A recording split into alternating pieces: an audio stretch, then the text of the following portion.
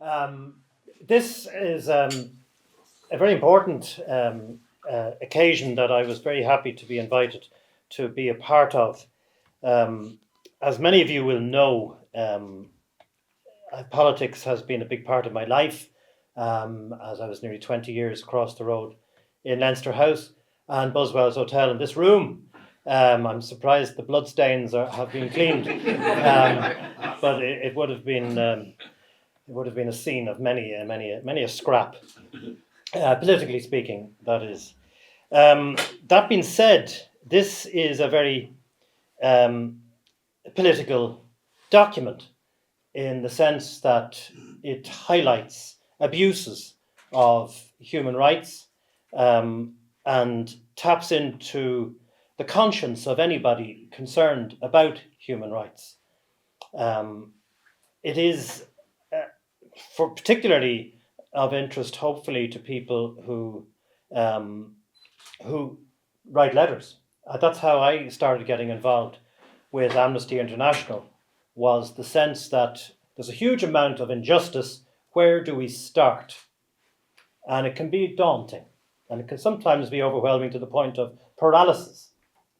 And so being able to take up a pen or a laptop and to write a letter to an ambassador, to a prison governor, to a prime minister, to a minister for justice, so somewhere, is the start of being part of the solution. And in this guide, it gives a very accessible way in which one can take action against huge injustices. It is daunting. I mean, over 200 million Christians worldwide facing the constant risk of persecution in over 60 countries. And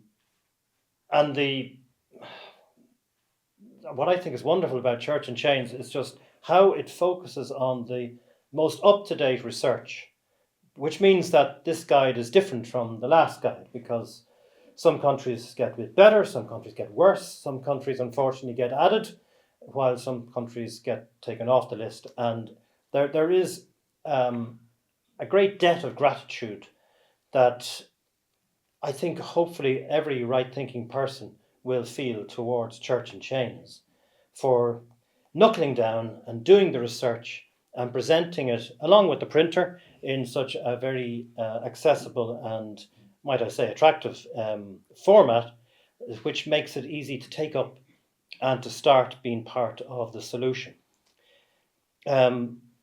Last time, I remember, as Susie was reminding me, I talked about the sources of injustice. This time I feel, and climate change is a big part of it, and sub-Saharan Africa, and the tendency to try and blame somebody for one's personal predicament. And often it's the person who's nearest to you gets the blame, as any of us who are married probably realize as well. You tend to, take it out on the person closest to you.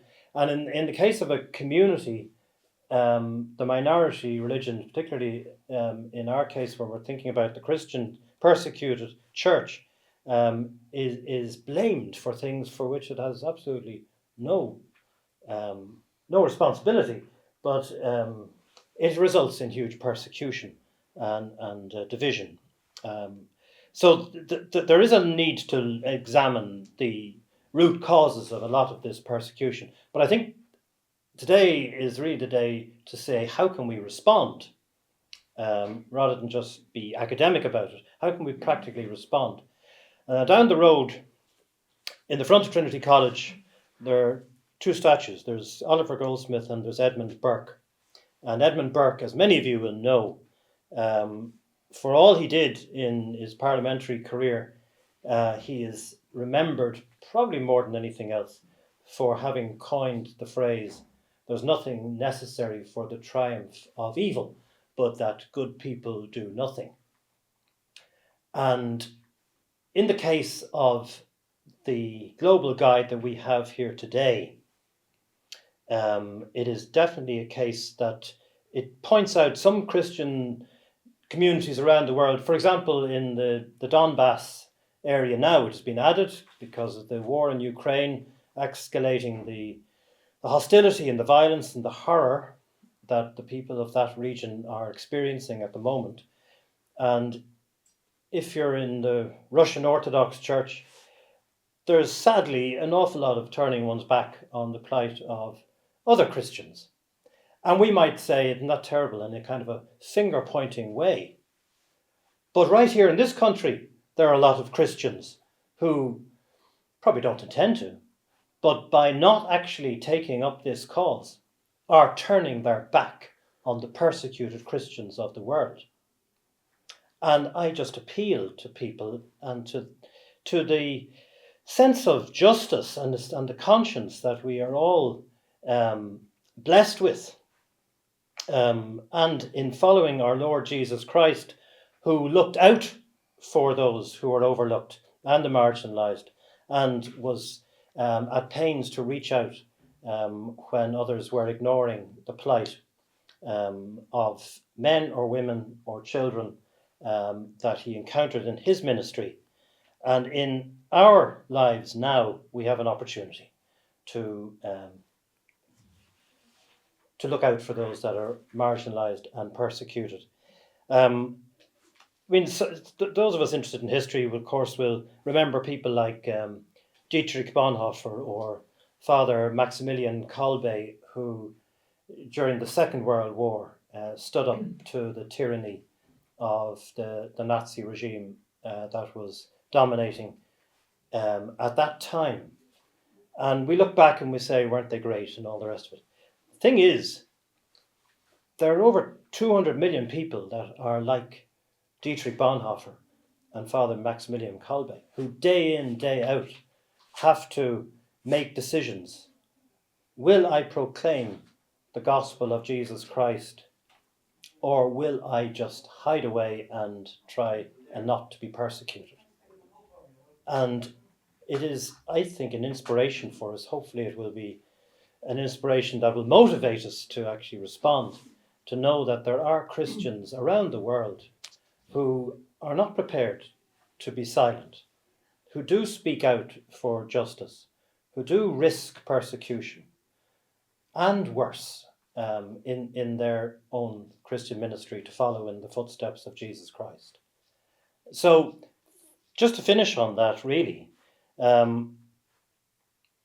know that we don't have too many TDs with us, but I think we have some people who are representing maybe from offices, which is very important.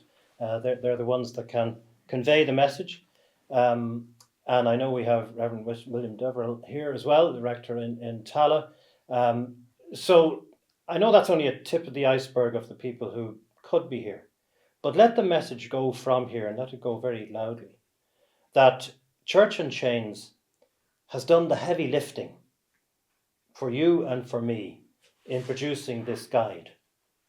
All that we are being asked to do is to take it, choose a country, pray for a country, pray for those who are being persecuted there, and then when it comes to the letters that can be written, this one is to the Ambassador of Pakistan, a template when you do get the information from Church in Chains, if you're a supporter and you sign up. That makes it just so easy to actually do something so important as to be a voice for those who cannot speak and seek justice the way we can. So I just want to commend Church in Chains, to commend Virginia and Susie and David and all the board and those that are here who make it possible that Church in Chains continues to operate and to function and to thrive, and to say from the bottom of our hearts, from the bottom of the hearts of my parishioners in Bunclody in County Wexford, and for William's parishioners in Tala and many others who are looking forward to reading this guide and to acting on it, and to bringing about a voice and hopefully justice for those who are persecuted. I just thank you and commend you, and thank you for the invitation to be here today.